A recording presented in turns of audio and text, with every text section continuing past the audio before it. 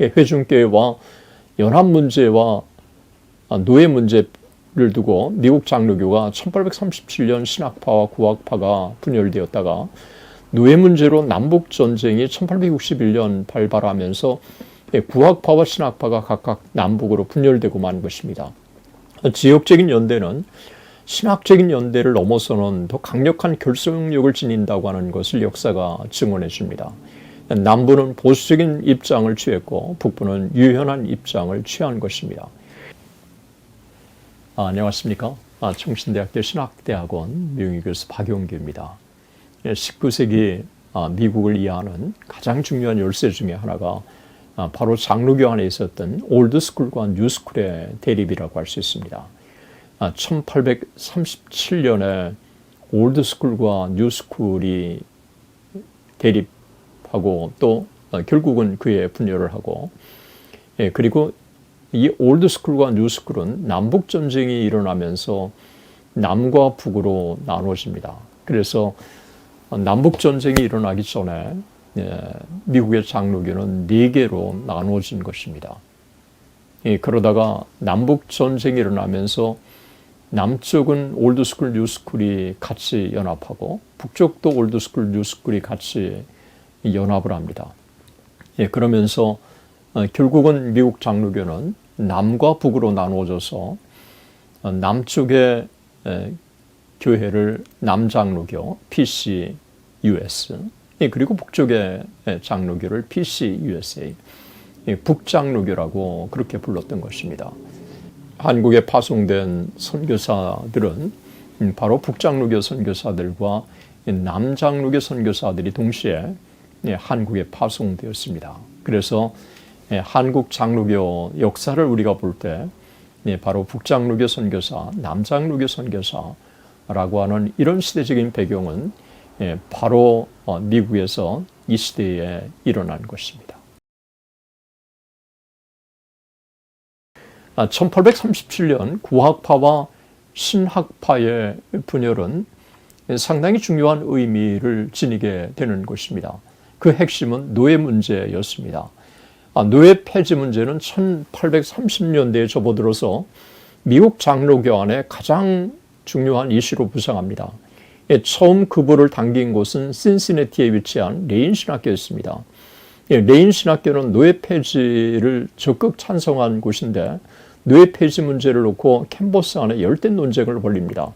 이 급진적인 노예 폐지를 주창하는 학생들 대부분은 레인 신학교를 떠나서 1833년에 오하이오 북부에 설립된 회중교회 신학교인 오버린 대학으로 적을 옮긴 것입니다. 그로부터 4년 후 1837년 미국 장로교가 신학파와 구학파, 올드스쿨과 뉴스쿨로 분열했습니다. 구학파는 프린스턴 신학교, 리치몬드 유니온 신학교, 맥코믹 신학교를 비롯한 신학교들이 참여했고 뉴스쿨, 신학파에는 어번 신학교, 뉴욕 유니온 신학교 등이 참여했습니다. 1837년 구학파와 신학파의 분열에는 두 가지 중요한 배경이 있었습니다. 하나는 회중교회와 통합안이었고 다른 하나는 노예 문제였습니다. 해결화시킬 수 없지만 구학파는 노예 문제를 긍정했고 신학파는 노예 문제를 반대했습니다. 구학파는 1836년 총회에서 1801년 통합안을 폐지하고 통합안에 따라 장로교 총회에 영립되었던 오하이오주 로레인 카운티의 일부와 오버린 포함해서 웨스턴 리저브, 유티카, 제네바, 제네시 대회를 총회에서 축출합니다. 축출한 근본 이유는 이 대회가 연합안에 따라 형성되었다고 그렇게 보았기 때문에 그렇습니다. 그 결과 뉴욕주 중서부 북부 28개 노예 509명의 목회자 6만 명의 교인이 교회에서 장로교 총회에서 제외된 것입니다. 그동안 통합안에 부정적이었던 구학파가 1836년 총회에서 다수를 차지하면서 회중교회와의 통합안을 전격 철회한 것입니다. 1838년 총회는 신학파와 구학파의 대결을 피할 수 없었습니다. 구학파는 총회 장소를 점거하고 신학파의 출입을 원천 봉쇄했습니다. 신학파는 총회에 참석할 수 없게 되자 할 수 없이 신학파의 총대들이 필라델피아 제1장로교회에 모여서 별도의 총회를 개최합니다. 신학파는 자신의 총회를 스스로 합헌총회, 재헌총회라고 불렀고 구학파는 스스로를 개혁총회라고 불렀습니다. 신학파는 구학파가 자신들을 총회에 참석할 수 없도록 물리적으로 막았다고 보고 구학파를 상대로 소송을 제기했습니다. 그런데 신학파가 낸 소송에 대해서 펜실베니아 대법원은 신학파를 배제한 것은 분명히 합헌이라고 판결한 것입니다. 이렇게 해서 미국 장로교는 1837년 올드스쿨 장로교와 뉴스쿨 장로교 둘로 분열된 것입니다. 앞서 말씀드린 대로 획일화시킬 수 없지만 올드스쿨은 스코틀랜드 아일랜드 전통에 충실하려고 했고 뉴스쿨은 뉴 잉글랜드 전통에 충실하려고 한 것입니다. 뉴스쿨의 특징이 뭔지를 조지 말스톤은 복음주의 지성과 뉴스쿨 경험이라고 하는 Evangelical Mind and New School Presbyterian Experience라고 하는 1970년에 출간된 책에서 뉴스쿨의 특징을 세 가지로 지적합니다. 첫 번째는 부흥 촉진과 사회에 대한 관심을 혼합한 낙관주의적 민족주의입니다. 뉴 잉글랜드 청교도 전통의 일부라고 할 수 있는 신학파 장로교인들은 미국의 건강이 영적인 복지에 달려있다고 믿었던 것입니다. 둘째, 이 장로교인들은 미국 문명의 혜택을 전파하기 위해서 소책제와 성경협회, 초교파 선교단체, 절제와 노예제도 표지와 같은 도덕적인 개혁을 촉진하는 조직과 같은 자발적인 협회의 활용을 선호했습니다. 마지막으로 신학파는 부흥과 도덕적인 개혁을 모두 지지했습니다. 자연히 신학파는 칼빈주의 신학을 부흥 운동적인 방향으로 수정하고 인간의 책임과 하나님의 주권에서 인간의 책임을 더 강조하는 방향으로 나간 것입니다. 이 세 가지에 대해 구학파는 신학파와 반대 입장이거나 그런 견해에 대해서 매우 비판적이었다고 할 수 있습니다. 반면 구학파는 하나님의 주권, 인간의 죄성, 하나님의 교회의 1차적인 목적은 하나님의 백성을 구원하고 교화하는 것이라고 생각했습니다. 구학파가 볼 때 신학파는 구칼빈주의를 수정하는 위협적인 존재라고 그렇게 비추어진 것입니다. 대표적인 구학파 지도자들로는 프린스턴 신학교에서 가르쳤던 찰스 하츠와 사우스캐롤라이나 콜롬비아 신학교에서 가르쳤던 제임스 헨리 돈웰, 그리고 사우스캐롤라이나와 버지니아와 텍사스 신학교에서 가르쳤던 담니, 이런 분들을 대표적인 구학파의 지도자들로 꼽을 수 있습니다. 올드스쿨 지도자들은 그린, 존킨, 라타, 그리고 스프라그, 스미스도 대표적인 지도자 중에 한 사람이라고 할 수 있습니다. 그 외에 스튜어트 로빈슨, 그리고 리치몬드 유니온 신학교의 토마스 팩, 그리고 세미얼 밀러 같은 인물도 추가할 수 있습니다. 올드스쿨의 전통에는 프린스턴 신학교, 그리고 앤도버 신학교, 그리고 맥코믹 신학교, 리치몬드에 있는 유니온 신학교, 이런 학교들이 올드스쿨에 소속된 학교들이라고 할 수 있습니다. 반면에 뉴스쿨은 장로교만 아니라 회중교회 지도자들도 상당수가 포함되어 있었습니다.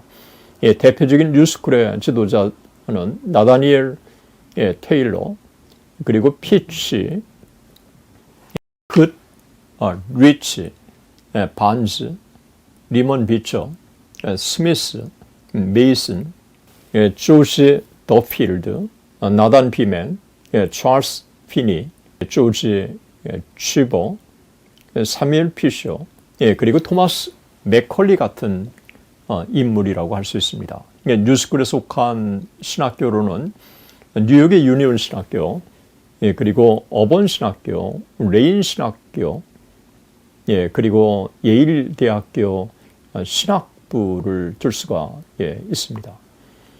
신학파 신학에는 조나단 에드워즈 2세, 세미얼 홉킨스, 그리고 조셉 베르라미가 중요한 리더십을 발휘했습니다. 이들은 엄격한 칼빈주의를 수정하려고 했습니다. 뉴스쿨 장로교는 회중교회와 협력했고 미국 국내 선교협회, 미국 해외 선교위원회를 결성해서 여기에 적극 참여했던 것입니다.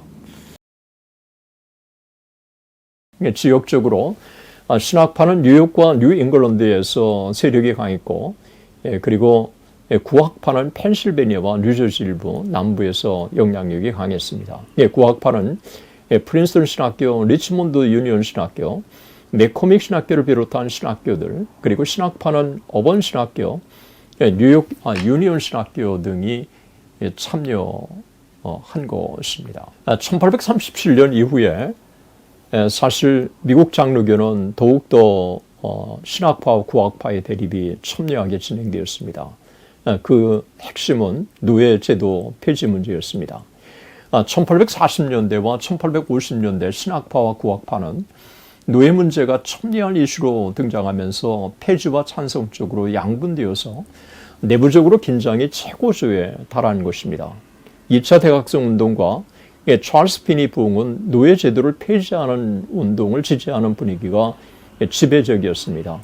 회중교회와의 연합에 대해서는 단호한 결정을 내렸던 총회가 노예 폐지에 대해서는 결정하지 않고 미온적인 것입니다. 상대적으로 노예를 많이 소유하고 있던 남부 지역의 구학파를 의식했기 때문에 그렇습니다. 미온적이기는 선교회도 마찬가지였습니다. ABC, FM과 AHMS가 노예 제도에 대한 입장을 거부하자 일부 장로교 교회는 노예 폐지를 주장하는 미국 선교에 가입하였고, 교단을 떠나 회중교회나 자유장로교회로 적을 옮기는 현상도 발생했습니다. 반면 아프리카 계통의 미국인 목회자나 뉴스쿨의 지도자들은 노예 폐지 쪽으로 강하게 추진했습니다. 하지만 뉴스쿨 역시 노예를 폐지하지 않고 노예를 소유하지 않는 북부는 자유롭지만 노예를 소유한 남부는 더 노예 폐지에 대해서 미온적이었습니다. 이런 가운데 흑인 목회자 데오도르 라이트는 미국 노예 반대 협회를 결성하고 또 미국 및 해외 노예 반대 협회를 결성해서 여기에 중요한 리더십을 발휘한 것입니다. 1837년 구학파와 신학파가 분열된 후에 다시 20년이 지난 1857년 노예 문제를 두고 신학파와 구학파가 분열되었습니다. 신학파는 북부, 그리고 남부, 그리고 구학파는 몇 년 유지하다가 1861년 여름에 구학파 총회가 156대 66의 투표로 가디너봄 결의안을 통과시키면서 남북이 다시 대립하기 시작했고, 결국 1861년 구학파 총회 역시 남과 북으로 분열된 것입니다. 구학파 남부교회는 1861년 12월 4일 조지아주 어거스타에서 첫 총회를 개최했습니다. 1861년 남북전쟁이 발생할 때 미국 장로교는 북부 뉴스쿨, 그리고 북부 올드스쿨, 또 남부 뉴스쿨, 남부 올드스쿨, 이렇게 넷으로 분열된 것입니다. 이렇게 넷으로 분열된 근본 원인은 역시 노예 문제라고 할 수 있습니다. 올드스쿨이나 뉴스쿨이나 북부는 비교적 자유로웠지만 노예 문제를 적극 그래서 반대했지만 남부는 그렇지 않았습니다. 남부는 뉴스쿨이나 올드스쿨이나 모두 노예 문제를 찬성하는 쪽이었습니다. 왜냐하면 노예를 많이 소유한 지역이기 때문에 그렇습니다. 그 결과 1861년 남북전쟁이 발발한 이후에 남부의 뉴스쿨과 올드스쿨 사이에서는 연합 문제가 자연스럽게 제기되었습니다. 둘의 연합을 반대하는 이들이 총회 안에 있었지만 다수는 연합을 지지하는 이들이었습니다. 연합을 반대하는 이들은 만약 연합할 경우 뉴스쿨이 올드스쿨의 신학적인 전통에 동의하지 않을 것이라고 우려했고, 연합을 지지하는 이들은 이에 대해 만약 연합하지 않을 경우에 뉴스쿨이 자신들의 신학교를 설립해서 신학파 신학을 널리 확산시킬 것이라고 주장하면서 맞선 것입니다. 연합을 앞장서서 반대했던 남부의 올드스쿨 신학의 거장이었던 제임스 돈 웰이 1862년에 세상을 떠나면서 연합 움직임은 더욱 속도를 내게 되었습니다. 남부 올드스쿨 총회의 또 다른 대변자였던 담리가 중심이 되어서 남부 뉴스쿨 대회와 그리고 남부 올드스쿨 대회가 1864년 연합에 성공하는 데 중요한 리더십을 발휘한 것입니다. 1865년 남북전쟁이 끝나고 PCCS라고 하는 이름은 PCUSA로 교단 명칭을 변경합니다. 남북 전쟁이 끝나고 북부 올드스쿨과 뉴스쿨 사이에도 연합 움직임이 강하게 일어났습니다. 1868년 북장로교 총회에서 연합안이 통과하지 못하자 각 노회 연합안을 놓고 의견 수렴을 했고, 노회의 통과를 보아서 이듬해 1869년 뉴스쿨과 올드스쿨의 연합이 성사되었습니다. 1869년 북장로교 올드스쿨과 뉴스쿨이 재연합하고 명칭을 PCUSA라고 이름을 그대로 유지했습니다. 이렇게 해서 1869년에 이르러서 미국 장로교는 남부 PCUS 그리고 북부 PCUSA로 양분되었습니다. 후자를 북장로교 그리고 전자를 남장로교라고 불렀습니다. 정리한다면 독립 이후 낙관주의적 세계관의 등장, 유럽 계몽주의 영향, 청교도 칼빈주의 수정, 사회개혁운동, 노예 문제 등 여러 요인으로 인해서 미국에서는 갈등과 대립이 더욱 심한 것입니다. 회중교회와 연합 문제와 노예 문제를 두고 미국 장로교가 1837년 신학파와 구학파가 분열되었다가 노예 문제로 남북전쟁이 1861년 발발하면서 구학파와 신학파가 각각 남북으로 분열되고 만 것입니다. 지역적인 연대는 신학적인 연대를 넘어서는 더 강력한 결속력을 지닌다고 하는 것을 역사가 증언해 줍니다. 남부는 보수적인 입장을 취했고 북부는 유연한 입장을 취한 것입니다. 1861년 남북전쟁에서 결국 1865년 북군의 승리로 전쟁이 종식되죠. 북군의 우세 속에 남군은 북군에 맞서야 했고, 남부의 뉴스쿨과 올드스쿨은 1864년 연합하였고, 북부의 뉴스쿨과 올드스쿨도 1869년에 연합한 것입니다. 1869년 재연합할 때 총회는 신학교 교수직에 대한 모든 임명을 거부할 권리가 있다는 사실을 통과시켰습니다. 대단히 감사합니다. 오늘의 강의는 여기까지입니다. 대단히 감사합니다.